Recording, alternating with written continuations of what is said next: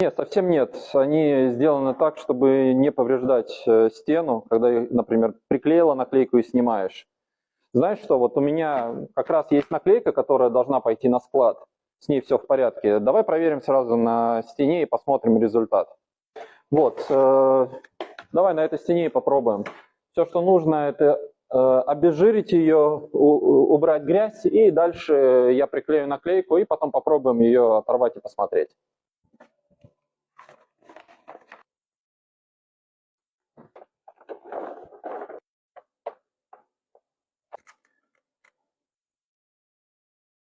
Вот, смотри, поклеили наклейку, все было довольно-таки быстро. Давай теперь попробуем убрать эту наклейку и посмотреть, что с ней произойдет. Ну вот, наклейку сняли, со стенкой все в порядке, все нормально. В принципе, вот ответ на твой вопрос визуально и на практике.